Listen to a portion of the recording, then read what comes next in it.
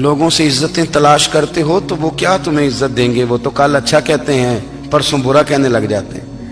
لوگوں کے سامنے گڈ بک میں آنا چاہو گے تو وہ تو سویرے تمہارے بارے میں کچھ کہیں گے، شام کچھ اور کہیں گے۔ اپنی روحانی زندگی آباد کریں، اپنے مسلح کو وقت دیں، اور دنیا سے چھپ کر اس موبائل کو بند کر کے اور اپنے آپ سے بھی چھپ کے اور تنہا ہو کے چھپا کے سارا کچھ اپنے آنسو اپنے رب کی بارگاہ میں پیش کریں، اس کے حضور حاضری دیں۔ سنو نا ترمذی کی حدیث، اور اسے یاد رکھنا، نبی پاک علیہ السلام نے فرمایا اپنے دکھ لوگوں کے سامنے نہ بیان کرنا، سیٹھوں نوابوں کو نہ بتاتے پھرنا، دنیا داروں کے سامنے جا کے نہ رونا کہ میں تکلیف میں ہوں۔ فرمایا اگر دنیا داروں کو دکھ بتاؤ گے رب تمہیں کبھی غنی نہیں کرے گا۔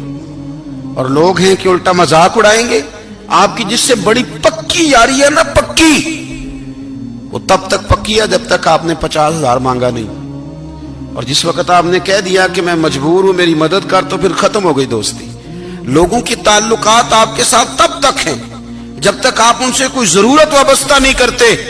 کریم محبوب فرمانے لگے بندوں کے سامنے دکھ نہ بیان کرنا، اللہ تجھے کبھی غنی نہیں کرے گا۔